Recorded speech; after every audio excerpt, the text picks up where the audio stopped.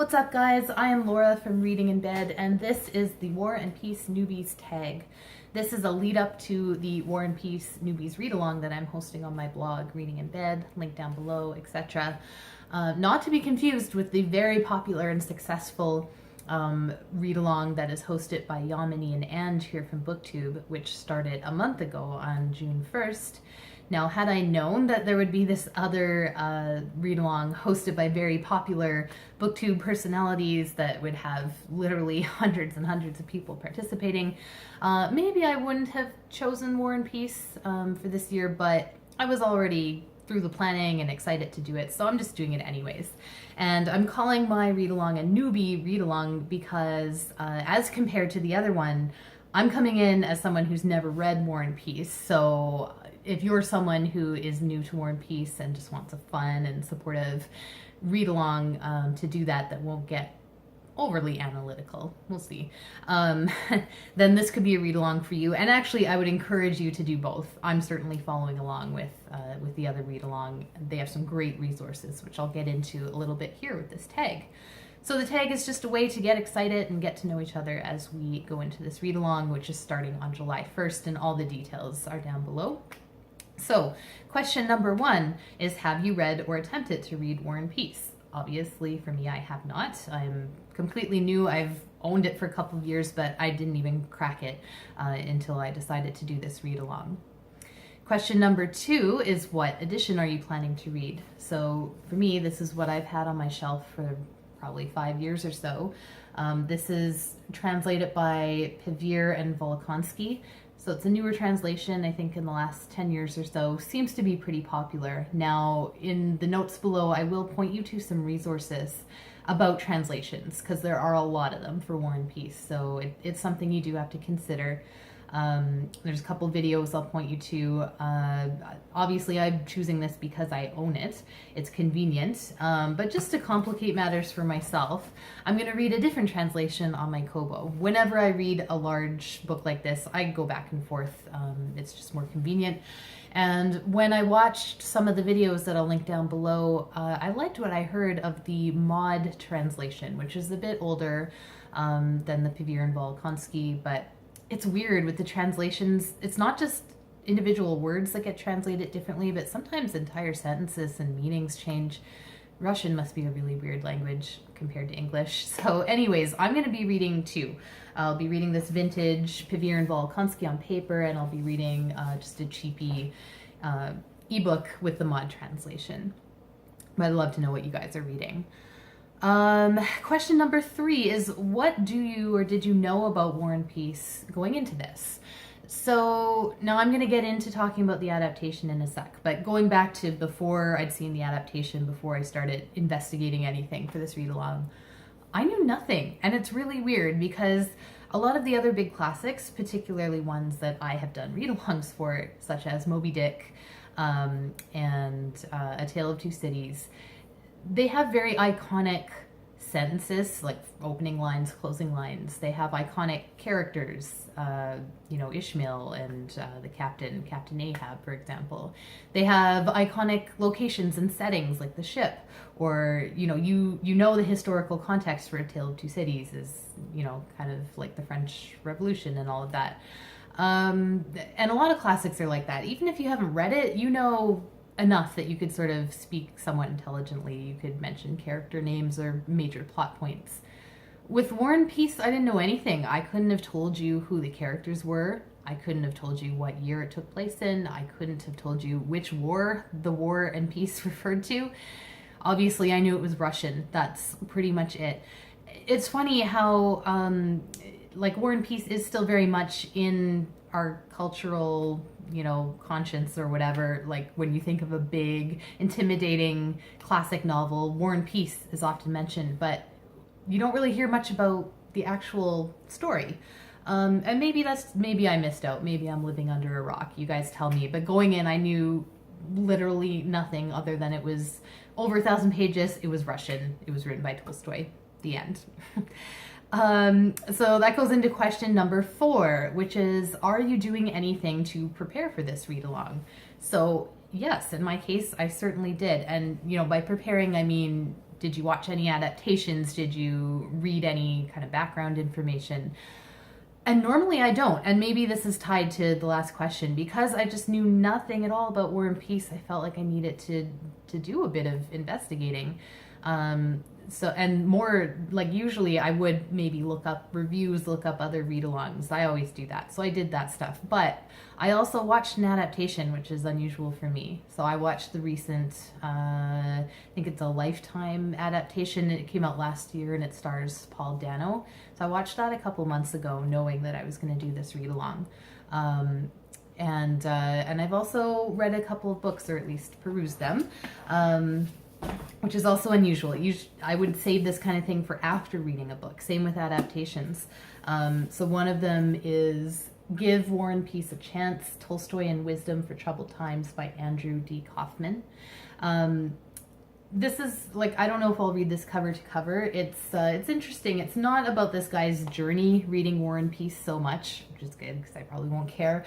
It's more about the broad themes in the book. Things like happiness, success, imagination, and just how it's still relevant today. Now, like, you don't have to convince me of that. Obviously, I like reading classics because of that very reason, that they are often still very relevant to modern times. I know that. And that it's kind of funny with this title, Give War and Peace a Chance. I can't imagine someone who wasn't sure if they were going to read War and Peace picking this up. Like, obviously, the only people who are going to read this are people who know they're going to read it and they want to prepare, or people who have already read it and want to gain a deeper understanding. So it's preaching to the choir, which is fine. And then the other one I picked up is The Diaries of Sophia Tolstoy. This is a somewhat new kind of edition of it, I think, new translation. The reason I picked this up is because I was sort of hearing rumblings and rumors that, Tolstoy was a bit of a dick.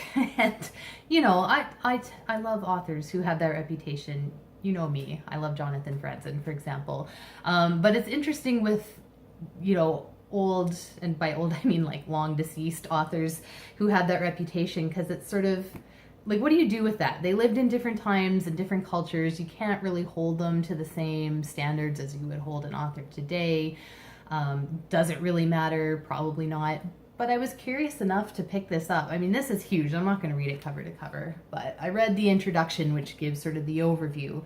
And yeah, he totally was a dick. Totally. I mean, today we would say that he was emotionally abusing his wife. Certainly.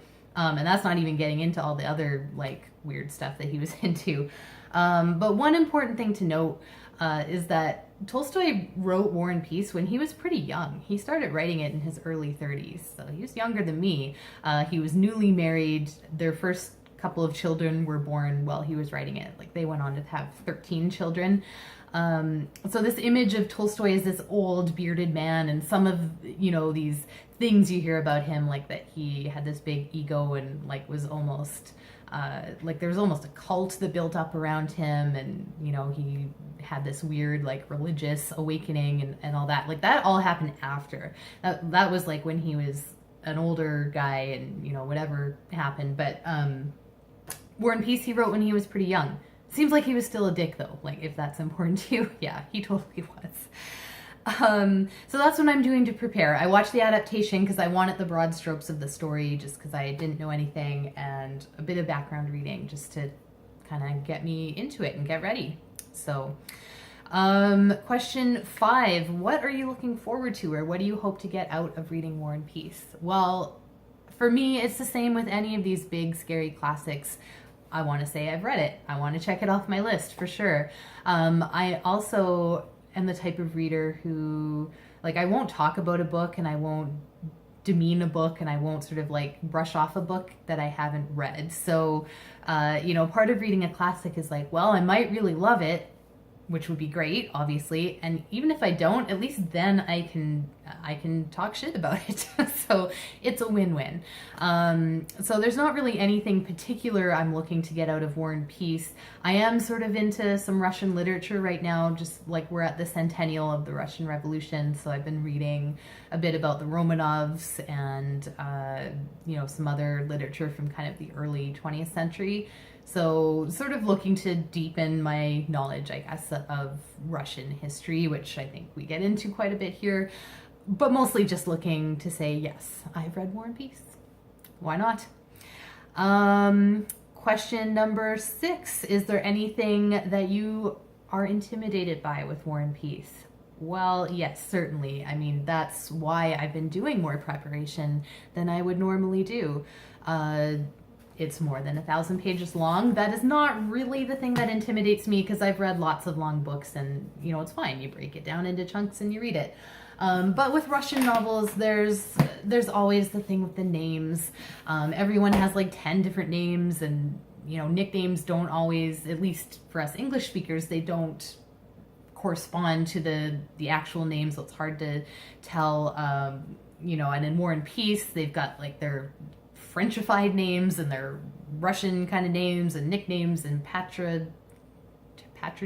I don't know what that is.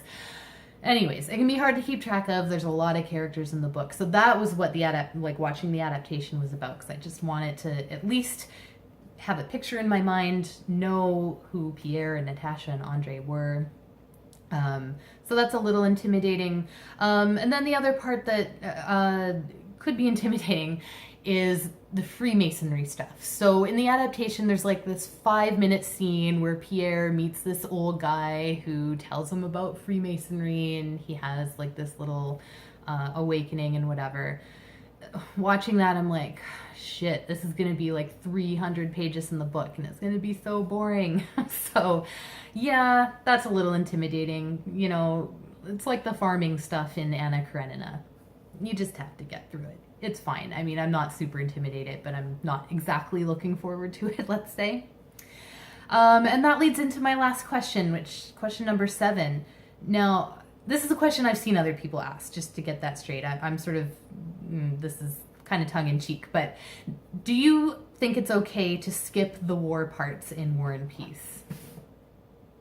Obviously not, but it's just, I've seen people ask this, so I want to know. I've seen people talk about like, well, the war parts are boring, so I just kind of like skip them and go on to the next part where we're back in the peace times. No. I don't care like what method people use to read books, e-readers, audiobooks, have someone read it to you. I don't care. But you can't say you've read the book if you don't read all the words in the book. You can say you've skimmed it, you can say you've dipped into it, but you can't say you've read it. So, yeah, no, I will not be skipping the war parts. I will not be skipping the Freemasonry parts. I will read all of it. Hopefully all of you will too. That's the whole point of the read-along. And those are all of my questions. So I hope that you guys take part in my read-along or the other one that's going on, or both. I'm kind of planning to do both. And I'm really looking forward to seeing your answers to this tag. Thanks.